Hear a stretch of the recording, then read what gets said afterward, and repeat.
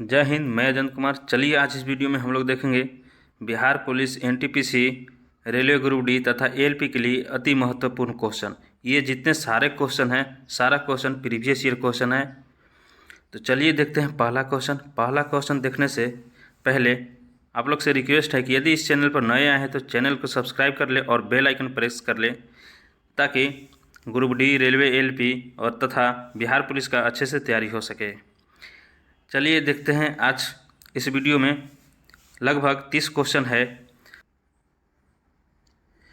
आप लोग comment box में कमेंट करके बताइएगा कि जो 30 क्वेश्चन है आप लोग इसमें से कितना कर पा रहे हैं। तो चलिए पहला नंबर क्वेश्चन देखते हैं। पहला नंबर क्वेश्चन है कि वास्तविक वस्तु का आभासी प्रतिबिंब बनता है तो किस में बनता है। ऑप्शन ए है उत्तल दर्पण, बी है समतल दर्पण, सी है अवतल दर्पण और डी है इनमें से सभी। तो इसका राइट आंसर हो जाएगा ऑप्शन नंबर बी, समतल दर्पण। कौन हो जाएगा? समतल दर्पण। चलिए आगे बढ़ते हैं। दूसरा नंबर क्वेश्चन देखते हैं। दूसरा नंबर क्वेश्चन कह रहा है कि वास्तविक वस्तु का हमेशा सीधा प्रतिबिंब बनाने वाला दर्पण क्या कहलाता है। तो कहलाता है समतल और उत्तल लेंस। क्या कहलाता है? समतल और उत्तल लेंस। चलिए नेक्स्ट नंबर क्वेश्चन देखते हैं। तीन नंबर क्वेश्चन कह रहा है कि वास्तविक प्रतिबिंब की प्रकृति कैसी होती है। तो कैसा होता है? उल्टा होता है। ऑप्शन नंबर ए राइट हो जाएगा। यदि आप लोग चाहते हैं कि मेरा सिलेक्शन हो तो इस वीडियो को पूरा अंत तक देखें। तो चलिए 4 नंबर क्वेश्चन कह रहा है कि वस्तु से छोटा प्रतिबिंब बनता है। ऑप्शन ए है उत्तल दर्पण, बी है अवतल दर्पण, सी है समतल दर्पण, डी है उत्तल और अवतल दर्पण। तो इसका राइट आंसर हो जाएगा ऑप्शन नंबर डी, उत्तल और अवतल दर्पण। चलिए आगे बढ़ते हैं। 5 नंबर क्वेश्चन कह रहा है कि प्रकाश के परावर्तन के नियम के अनुसार कौन सा सही है। तो देखिए पहला ऑप्शन है कि आपतन कोण परावर्तन कोण से बड़ा है, ये तो गलत है। चलिए देखते हैं। बी नंबर क्वेश्चन कह रहा है कि आपतन कोण परावर्तन कोण के बराबर होता है, ये राइट है ना। आपतन कोण आई बराबर आपतन कोण, ये परावर्तन कोण आर क्या होता है? बराबर होता है। तो इसका राइट आंसर हो जाएगा ऑप्शन नंबर बी। चलिए 6 नंबर क्वेश्चन देखते हैं। 6 नंबर क्वेश्चन कह रहा है कि समतल दर्पण द्वारा बना प्रतिबिंब सदा होता है। तो कैसा होता है? तो होता है सीधा और आभासी। ऑप्शन नंबर सी राइट हो जाएगा। चलिए देखते हैं। 7 नंबर क्वेश्चन कह रहा है कि आँख में प्रवेश करने वाले प्रकाश की मात्रा को नियंत्रित करता है। तो कौन करता है? तो करता है परितारिका। ऑप्शन नंबर ए राइट हो जाएगा। चलिए नेक्स्ट नंबर क्वेश्चन देखते हैं। सूर्योदय और सूर्यास्त के समय सूर्य का गोल दिखता है। तो कैसा दिखता है?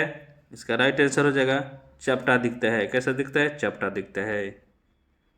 चलिए 9 नंबर क्वेश्चन देखते हैं। 9 नंबर क्वेश्चन कह रहा है कि यदि दर्पण में बना प्रतिबिंब हमेशा सीधा आकार में वस्तु के बराबर है तो दर्पण कौन सा है।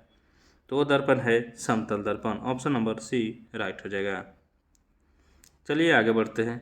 10 नंबर क्वेश्चन कह रहा है कि समतल दर्पण के द्वारा बना प्रतिबिंब क्या कहलाता है। तो कहलाता है काल्पनिक। क्या कहलाता है? काल्पनिक। चलिए 11 नंबर क्वेश्चन देखते हैं। 11 नंबर क्वेश्चन कह रहा है कि निम्न में से कौन सा पदार्थ लेंस के लिए प्रयुक्त नहीं किया जा सकता है। तो है मिट्टी। क्या है? मिट्टी। ऑप्शन नंबर बी राइट हो जाएगा। चलिए 12 नंबर क्वेश्चन देखते हैं। 12 नंबर क्वेश्चन अति महत्वपूर्ण क्वेश्चन है। तो चलिए देखते हैं। 12 नंबर क्वेश्चन कह रहा है कि उत्तल लेंस की क्षमता होती है। ऑप्शन ए है ऋणात्मक, बी है धनात्मक, सी है शून्य और डी है अन्य। तो इसका राइट आंसर हो जाएगा ऑप्शन नंबर बी, धनात्मक। क्या हो जाएगा? धनात्मक। चलिए आगे बढ़ते हैं। अगला क्वेश्चन देखते हैं। 13 नंबर क्वेश्चन कह रहा है कि लेंस की क्षमता का एसआई मात्रक क्या होता है। तो क्या होता है? इसका राइट आंसर हो जाएगा ऑप्शन नंबर सी, डायोप्टर। चलिए 14 नंबर क्वेश्चन देखते हैं। 14 नंबर क्वेश्चन कह रहा है कि पानी से भरी बाल्टी की गहराई कम दिखती है, इसका कारण क्या है। ये अति महत्वपूर्ण क्वेश्चन है। ऑप्शन ए है पूर्ण आंतरिक परावर्तन, बी है अपवर्तन, सी है परावर्तन और डी है इनमें से कोई नहीं। तो इसका राइट आंसर हो जाएगा अपवर्तन। क्या हो जाएगा? अपवर्तन। ऑप्शन नंबर बी राइट हो जाएगा। ऑप्शन नंबर बी राइट हो जाएगा। चलिए आगे बढ़ते हैं। 15 नंबर क्वेश्चन देखते हैं। 15 नंबर क्वेश्चन कह रहा है कि पानी में डाली हुई छड़ी टेढ़ी दिखती है, इसका कारण क्या है। ऑप्शन ए परावर्तन, बी है अपवर्तन, सी है परावर्तन और अपवर्तन, डी है इनमें से कोई नहीं। तो इसका राइट आंसर हो जाएगा अपवर्तन, ऑप्शन नंबर बी। चलिए आगे बढ़ते हैं। 16 नंबर क्वेश्चन है। इस 16 नंबर क्वेश्चन कह रहा है कि दर्पण की चौड़ाई को दर्पण का कहा जाता है। मतलब दर्पण की चौड़ाई है उसको क्या कहा जाता है? तो कहा जाता है उसका द्वारक कहा जाता है। क्या कहा जाता है? द्वारक। ये अति महत्वपूर्ण क्वेश्चन है। पिछले रेलवे ग्रुप डी में एग्जाम में पूछा जा चुका है ये क्वेश्चन। 11 अक्टूबर 2022 को जो एग्ज़ाम हुआ था सेकंड शिफ्ट में, उसमें पूछा जा चुका है। तो चलिए आगे बढ़ते हैं। 17 नंबर क्वेश्चन कह रहा है कि सोलर कुकर में प्रयोग किए जाते हैं। तो कौन सा दर्पण किया जाता है? ऑप्शन ए है अवतल दर्पण, बी है उत्तल, सी है समतल और डी है इनमें से कोई नहीं। तो उपयोग किया जाता है अवतल दर्पण, ऑप्शन नंबर ए राइट हो जाएगा। चलिए 18 नंबर क्वेश्चन देखते हैं। 18 नंबर क्वेश्चन कर रहा है कि रोगियों के नाक, कान, गले आदि की जांच के लिए डॉक्टर प्रयोग करते हैं। तो कौन सा लेंस प्रयोग करते हैं? ये तो सभी को पता होना चाहिए। इसका राइट आंसर हो जाएगा ऑप्शन नंबर सी अवतल दर्पण। चलिए आगे बढ़ते हैं। कह रहा है कि हीरा का पूर्णांक होता है, तो कितना होता है इसका? तो इसका राइट आंसर हो जाएगा ऑप्शन नंबर डी 2.42। चलिए आगे बढ़ते हैं। 20 नंबर क्वेश्चन कह रहा है कि मोटर गाड़ी के चालक के सामने लगा रहता है। ये भी सभी को जानकारी होना चाहिए। ए है अवतल दर्पण, बी है समतल दर्पण, सी है उत्तल दर्पण और डी है अनंत। इसका राइट आंसर हो जाएगा उत्तल दर्पण, ऑप्शन नंबर सी। मोटर गाड़ी के चालक के सामने क्या लगा रहता है? उत्तल दर्पण। इसलिए लगा रहता है कि उत्तल दर्पण में, छोटा सा ही दर्पण में कितना भी बड़ा वस्तु हो उसका प्रतिबिंब मतलब वो साफ दिखाई देता है छोटा आकार में। चलिए आगे बढ़ते हैं। 21 नंबर क्वेश्चन कह रहा है कि टॉर्च से किस प्रकार के पुंज की प्राप्त होती है? तो होता है संश्रिप्त प्रकाश पुंज। क्या होता है? संश्रित प्रकाश पुंज, ऑप्शन नंबर बी राइट हो जाएगा।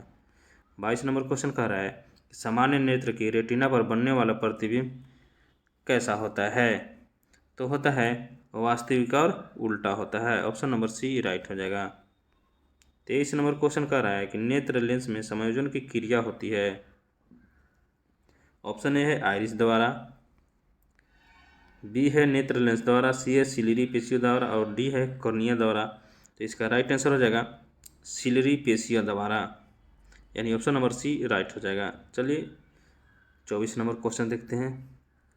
किसी नेत्र का निकट बिंदु क्या होता है? ये भी सभी को पता होना चाहिए। तो इसका राइट आंसर हो जाएगा 25 सेंटीमीटर। कितना हो जाएगा? 25 सेंटीमीटर। 25 नंबर क्वेश्चन कर रहा है कि आँख की पुतली किस प्रकार कार्य करती है? तो कार्य करती है परिवर्तित द्वारक की भांति। क्या करती है? परिवर्तित द्वारक की भांति।